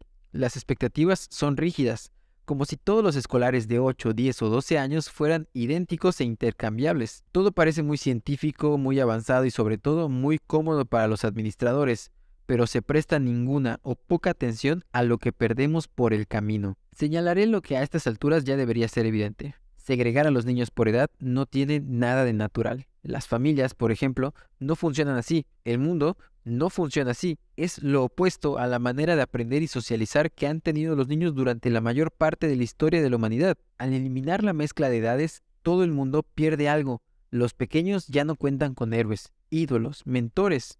Y peor aún, los mayores ya no tienen la oportunidad de ejercer como líderes y mostrarse responsables y por lo tanto se infantilizan. Analicemos esto un poco más. En los últimos tiempos ha habido una gran preocupación acerca de la mentalidad de los adolescentes en la actualidad, y cuyos síntomas van desde la apatía hasta el suicidio. Yo diría que al menos una parte significativa del problema es que no les hemos encomendado suficientes responsabilidades. Los hemos privado de la oportunidad de orientar y ayudar a otros, y por tanto hemos contribuido a su aislamiento y egoísmo. La biología dicta que los niños empiezan a convertirse en adultos en torno a los 12 años. Es entonces cuando pueden reproducirse, y aunque por supuesto no estoy defendiendo la paternidad a esas edades, sí creo que la naturaleza no lo habría hecho posible si no fuera porque los adolescentes también están diseñados para responsabilizarse de otros. Los chicos que van al bachillerato son casi adultos, pero los forzamos a relacionarse solo con sus iguales, a ser responsables solo de ellos mismos. Los tratamos como niños y por tanto tienden a seguir siendo niños. Por todo esto creo que la escuela del futuro debería construirse en torno a una versión actualizada del aula única. Los niños de diferentes edades tienen que estar mezclados, nada lo impide. Una vez eliminada la tiranía de la lección en forma de conferencia y el plan de estudios de talla única, cuando se establece el modelo de aprendizaje al propio ritmo, ya no hay motivo para amontonar a los niños por edades y menos aún para encarrilarlos según el potencial que percibamos en ellos. Los alumnos mayores o más avanzados se convierten en aliados del profesor para orientar y tutorizar a quienes van más atrasados. Los más pequeños tienen así ejemplos que seguir. Hermanos y hermanas mayores. Los de más edad profundizan en los conceptos al explicárselos a los menores. Nadie es alumno a secas. Todos son también profesores, merecedores del respeto que conlleva el cargo. El concepto del aula de edades mixtas no es ninguna fantasía ajena al realismo. Es algo con lo que ya se ha experimentado en uno de los mejores colegios de Estados Unidos, en Marburg, un colegio femenino de bachillerato de Los Ángeles. El modelo del aula única permite que el salón de clase ya no sea un lugar artificial, aislado del resto de la vida, sino que se parece más al mundo que hay al otro lado de las paredes y por lo tanto prepara mejor a los escolares para funcionar y triunfar en él. Hablemos de la enseñanza como deporte de equipo. La enseñanza convencional es un trabajo muy solitario. Sí, tienen la sala de profesores para tomar un café, charlar un minuto, pero mientras trabaja, está solo. Y esto tiene que cambiar.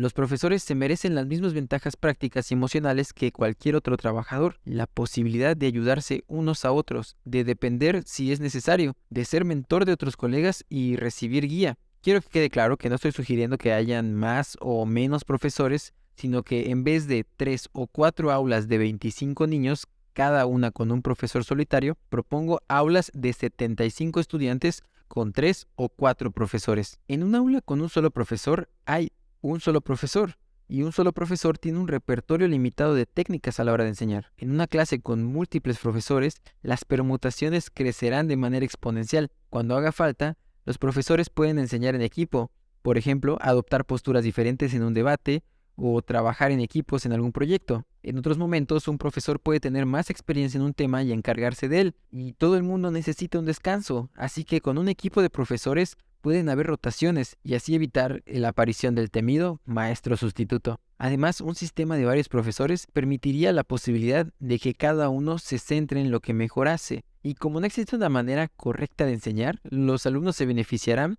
porque tendrán perspectivas diferentes y esto contribuirá a dotarlos de pensamiento crítico y los preparará mejor para un mundo en el que existen puntos de vista y opiniones divergentes. Por último, creo que un sistema con varios profesores ayudará a resolver el problema del cansancio y el agotamiento. Los docentes tendrán más compañía, apoyo en tiempo real y el trabajo les resultará menos estresante. Podrán observarse y guiarse como sucede en casi todas las profesiones. Y los profesores de mayor edad absorberán energía e ideas recientes de los nuevos. Todo el mundo se beneficiará de trabajar menos aislado. ¿Cómo se valora a los estudiantes en las escuelas convencionales? Lo primero, por supuesto, con las calificaciones. ¿Hay algo menos preciso, menos significativo y más caprichoso que eso? Todo el mundo sabe que en cada escuela hay profesores duros y profesores blandos a la hora de poner calificaciones. Aún así, las calificaciones son el punto de arranque de las valoraciones. Las calificaciones individuales son incorrectas y subjetivas. Entonces, ¿de dónde sacamos que su suma va a ser precisa y científica? El promedio de calificaciones es un instrumento burdo. Nos dice más o menos si un niño asistió a clase o si mostró algún interés y encajó en las normas. Pero hay que estar muy ciego o muy loco para creer que nos da una idea de la inteligencia o creatividad de un alumno. Alguien que haya sacado un 9 tiene más que ofrecer al mundo que quien ha sacado un 7.5. En su lugar, Como elemento principal para valorar al estudiante, propongo dos cosas. Por un lado, una narrativa a largo plazo, o sea, de varios años, de lo que ha aprendido el alumno y de cómo lo ha aprendido. Por otro, un portafolio de su trabajo creativo. La tecnología disponible nos capacita para seguir con un nivel de detalle nunca visto el progreso de un alumno, sus hábitos de trabajo y sus métodos para resolución de problemas. La parte más sencilla de los datos es cuantitativa. Por ejemplo, ¿hasta dónde ha progresado el estudiante en matemáticas? ¿Cuántos conceptos ha llegado a dominar en un lapso de tiempo determinado? ¿Está por encima o por debajo de la media de su edad?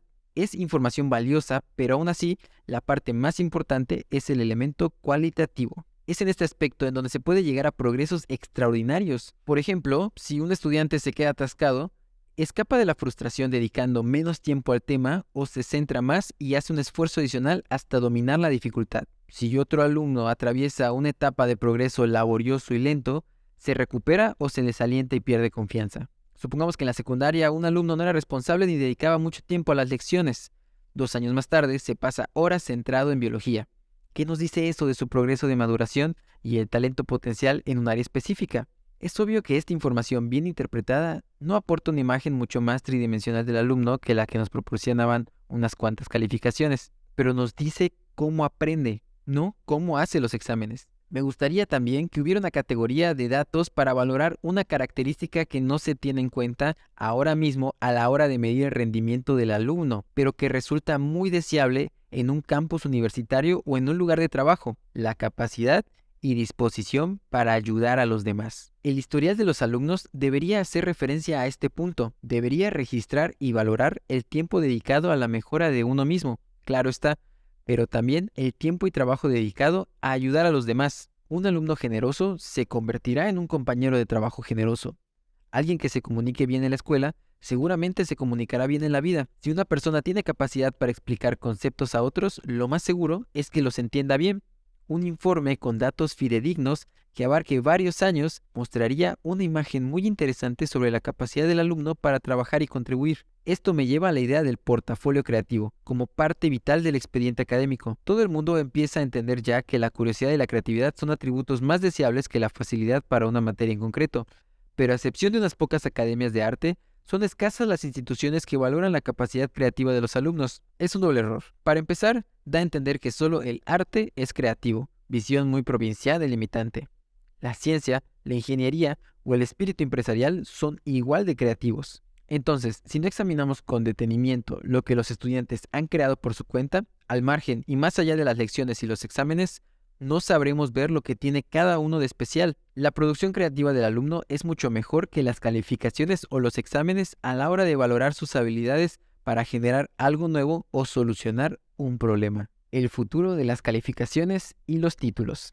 Al hablar de educación se suele mezclar ideas diferentes. Para empezar, la de enseñanza y aprendizaje. De eso se trata el grueso de este libro, de rediseñar las mejores maneras de aprender. La segunda es la idea de socialización. De eso también hemos hablado al discutir la colaboración entre iguales y las aulas con alumnos de edades diferentes. La tercera son las calificaciones, los títulos. Un trozo de papel que demuestra que el emisor sabe lo que sabemos. Estos tres aspectos de la educación están entrelazados hoy en día porque los llevan a cabo las mismas instituciones. Uno va a la universidad a aprender, a experimentar la vida y a obtener un título. La universidad debería ser una gran oportunidad para la apertura. Sin embargo, en la realidad, el chico de familia pobre, tremendamente inteligente y esforzado, que ha trabajado a tiempo completo mientras seguía sacando buenas calificaciones en la escuela local o en la universidad de su zona, quedará casi siempre por detrás del que se gradúa en una universidad conocida y elitista. Con nuestras hipotéticas valoraciones que podemos llamar microtítulos, cualquiera podría demostrar que sabe tanto en un tema en concreto como quien tuviera un diploma muy exclusivo y además no se habría tenido que endeudar para asistir a la universidad y así demostrarlo. Se podrán preparar con libros de texto, en la Academia Khan o con la tutoría de algún familiar. En resumen, abarataría las credenciales que necesitan casi todos los estudiantes y sus padres porque no se basarían en el tiempo que el alumno ha pasado sentado escuchando conferencias y además revelarían a los empleadores quién estaría mejor preparado para contribuir a su empresa u organización según los parámetros que para ellos fueran importantes. Ahora, me gustaría ver cómo puede cambiar la educación superior para adaptarse mejor a nuestras necesidades. No se puede esperar que las universidades tradicionales se plieguen a los caprichos de la economía o el mercado laboral.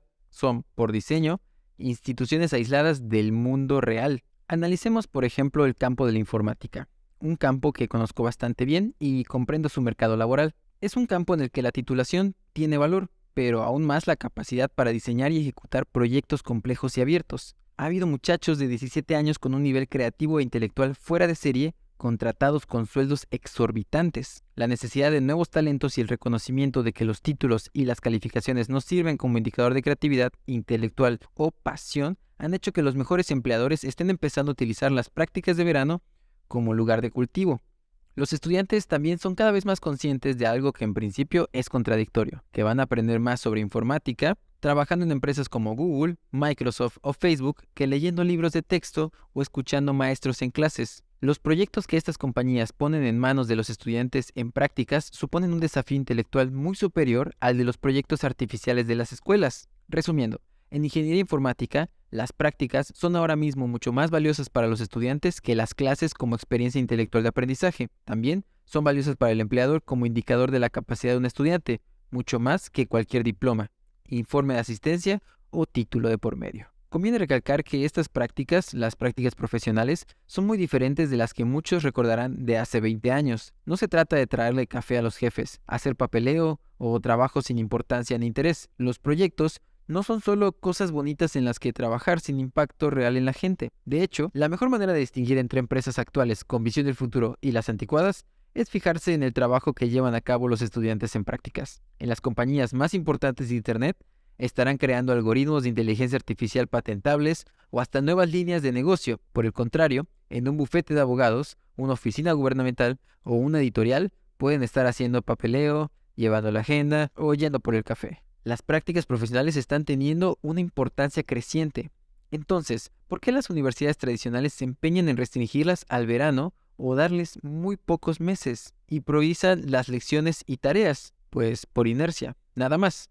Así es como se ha hecho siempre, de modo que nadie lo cuestiona. Bueno, no es cierto, algunas universidades sí lo cuestionan. La Universidad de Waterloo, que se fundó hace menos de 60 años, es para muchos la mejor de ingeniería informática de Canadá, y en las instalaciones de Microsoft o Google hay tantos graduados de Waterloo como del MIT, Stanford o Berkeley, pese a que para los empleadores estadounidenses es mucho más problemático contratar a canadienses por el asunto de los visados. No se trata de un intento de conseguir mano de obra barata al otro lado de la frontera. Los licenciados de Waterloo existen salarios tan altos como los mejores graduados estadounidenses. Entonces, ¿qué está haciendo bien esta universidad? Para empezar, Waterloo comprendió el valor de las prácticas hace mucho tiempo. El graduado típico de Waterloo habrá pasado por 6 prácticas antes de conseguir el título, con un total de 24 meses en compañías importantes. El graduado estadounidense medio habrá pasado 36 meses escuchando conferencias y solo entre 3 y 6 haciendo prácticas.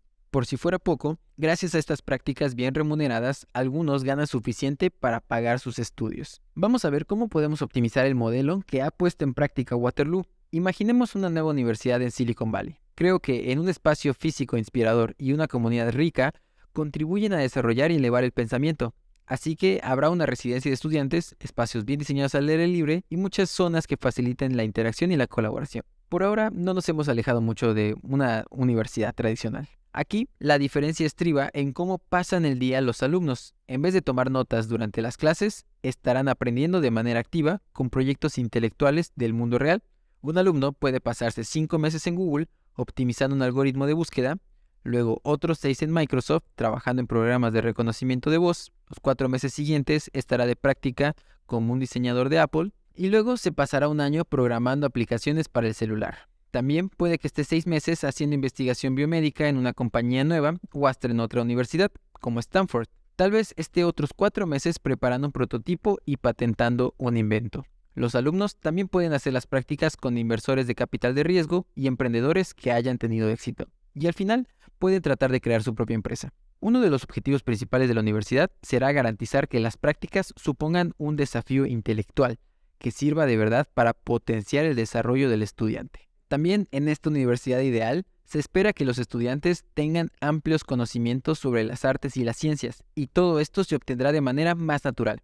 Por las noches y los fines de semana habrán seminarios no evaluables para que los alumnos disfruten y discutan sobre grandes obras de arte y la literatura. Voy a hacer hincapié en los seminarios no evaluables sobre temas artísticos porque creo que llevarán a valorar las humanidades más de lo que se valoran en la universidad tradicional. Tomemos por ejemplo la literatura. En muchas preparatorias y universidades, los alumnos deben leer obligatoriamente obras importantes o las que sus profesores les parecen importantes. Esto se lleva a cabo en un marco de fechas límite, es decir, hay que leer 200 páginas para el viernes, y eso al mismo tiempo que tienen mucho trabajo de otras materias. Al final de la lectura tienen que participar en una discusión o hacer un examen o escribir una redacción que luego se evalúa. Con toda esta estructura artificial y la presión de la calificación, ¿de verdad creemos que el alumno tiene tiempo para disfrutar y apreciar la lectura?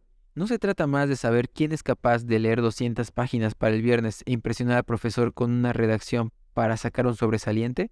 Muchos de los que yo conozco no han vuelto a leer una obra literaria importante desde la universidad. Si el sistema obliga a aprender matemáticas a un ritmo artificial de talla única, hace que los alumnos lo detesten. Con las humanidades es peor. Volvamos a nuestra hipotética Universidad de Silicon Valley. ¿Quién compondría el cuerpo docente? ¿Por qué no los ejecutivos, científicos, artistas, diseñadores e ingenieros con los que trabajaran esos estudiantes? Algunos de mis mejores profesores no eran investigadores profesionales, sino científicos, ingenieros, inversores o ejecutivos que querían enseñar, mentorizar. ¿Qué pasa con las calificaciones y el expediente académico? ¿Cómo sabrán los empleadores y las escuelas de posgrado qué alumnos son los mejores? Muchos empleadores interactuarán directamente con los estudiantes durante las prácticas, con lo que tendrán una visión mucho más amplia y directa de sus capacidades, éticas del trabajo y personalidad. Hemos iniciado este experimento mental imaginando una institución educativa centrada en la ingeniería informática, el diseño y el emprendimiento en Silicon Valley.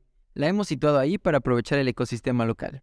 ¿Y por qué no una escuela de finanzas o periodismo en Nueva York o Londres? O una centrada en la energía en Houston. Mejor aún, ¿por qué no pueden estar afiliadas de modo que el estudiante pueda experimentar diferentes industrias y ciudades? ¿Esto estaría al alcance de todos? Claro que no, pero tampoco lo está una especialización en literatura o finanzas en una universidad tradicional. Deberían existir más opciones y esta podría estar entre ellas. Serviría para introducir diversidad de pensamiento y prácticas en el mundo de la educación superior, que no ha sufrido ningún cambio drástico desde hace un siglo. Señalo también que esto no tiene por qué ser una universidad nueva. Los campus ya existentes pueden moverse en esta dirección, quitando importancia o eliminando las clases mediante conferencias, ayudando a los alumnos a involucrarse en investigaciones y proyectos del mundo real, buscando personas docentes con especialidades más diversas y realmente deseosos de ayudar a los estudiantes. A estas alturas, espero que haya quedado claro que defiendo que casi cualquier persona puede comprender de manera intuitiva casi cualquier concepto si dispone de conocimientos sólidos de las bases. Los alumnos necesitan unos cimientos firmes para conseguir cualquier cosa importante, pero la verdad simple y directa es que la construcción de estos cimientos no requiere la mitad de la vida de un niño.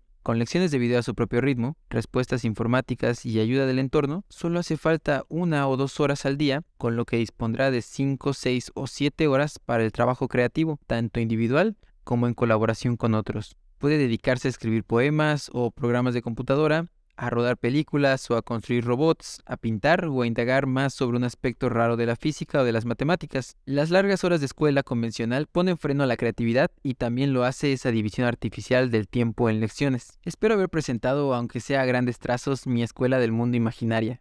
¿Cómo sería y cómo funcionaría? Sería inclusiva, sería económica, contribuiría a igualar la oportunidad entre comunidades y países. La escuela que imagino es partidaria de la tecnología, no por la tecnología en sí, sino como medio para conseguir una comprensión profunda de los conceptos, de hacer que la educación de calidad sea más fácil de distribuir, de humanizar las aulas, aunque parezca contradictorio. Elevaría la posición de los profesores, les daría más moral al liberarlos de cargas innecesarias, les ofrecería más tiempo para enseñar, para ayudar, proporcionaría a los estudiantes mayor independencia y control, cargarían con la responsabilidad de su propio proceso educativo. Al mezclar las edades y alentar al diálogo entre alumnos, esta escuela otorgaría a los adolescentes la posibilidad de empezar a ejercer responsabilidades de adultos. No sería una escuela silenciosa, se parecería más a una colmena que a una capilla. La escuela que imagino aún no se ha construido en ladrillo y cemento, pero las ideas en las que se basa ya se han puesto a prueba gracias a millones de alumnos en línea y decenas de miles más en aulas reales. Los resultados, tanto los anecdóticos como los medidos en datos objetivos, han sido muy satisfactorios. Para mí, personalmente, el principal descubrimiento ha sido lo hambrientos de aprender de verdad que están los estudiantes. Más de una vez me han dicho, Está todo muy bonito, pero solo sirve para los estudiantes motivados, y asumen que en esa categoría solo entrará con suerte un 20% de los chicos. Hace años, tal vez les habría dado la razón por mi propia experiencia en el modelo académico tradicional. Cuando empecé a hacer videos, creía que era solo para un subconjunto de alumnos, los interesados en el tema, como mis primos o versiones jóvenes de mí mismo. Fue asombroso la recepción que tuvieron entre estudiantes a los que se daban por perdidos, que estaban a punto de rendirse. Me di cuenta de que si se les proporciona la oportunidad de aprender en profundidad y ver la magia del universo que los rodea, casi todos estarán motivados. El método de enseñanza es importante. La respuesta materializada y la valoración son importantes, pero lo más importante, mucho más que una serie de métodos o enfoques, es el hecho fundamental de que la educación tiene que estar sometida a un proceso constante de adaptación y mejora. El sistema actual está plagado de ineficiencias y desigualdades, con diferencias trágicas entre la manera de enseñar y lo que los alumnos necesitan aprender. La situación es cada día más apremiante, porque el status quo educativo sigue vigente en un mundo que no deja de cambiar a su alrededor. No es una conversación abstracta, trata sobre el futuro de niños de verdad, de familias, comunidades y países de verdad. Es la Academia Khan, con las instituciones e ideas que la sustentan, la manera ideal de avanzar hacia un mejor futuro educativo. No me corresponde a mí decirlo. Hay personas con una gran visión y una excelente voluntad que proponen enfoques diferentes, y mi mayor deseo es que todos se pongan a prueba en el mundo real, pero es imprescindible probar esos enfoques nuevos y atrevidos. Si hay algo que no podemos permitirnos es dejar las cosas tal y como están. El precio de no hacer nada es demasiado alto, y no se mide en dólares, en euros o en rupias, sino en destinos humanos. Sin embargo, como ingeniero eléctrico y optimista profesional, creo que donde hay problemas, hay soluciones. Si la Academia Khan resulta ser parte de la solución para el problema de la educación, me sentiré orgulloso y privilegiado por haber podido contribuir. Y con esto, llegamos al final del libro La Escuela del Mundo, una revolución educativa, de Salman Khan. Profe, muchísimas gracias por llegar hasta el final. Si te gustó el resumen, puedes encontrar el libro completo en Amazon. Te dejo el link en la descripción. Si no quieres perderte ninguno de los episodios del podcast, videos de Facebook y entrevistas con otros profes, te invito a unirte a nuestro grupo de Telegram. En la descripción de este episodio también te dejo el link. Ha sido un placer haberte podido sumar. Recuerda que para una labor tan complicada como mejorar nuestro sistema educativo, hay que sumar lo que tú sabes y lo que yo sé para lograrlo. Sumar es la manera de cambiar la educación, y aquí lo haremos usando como herramientas el internet y los videos. Esto es Sumare. Nos vemos la próxima semana.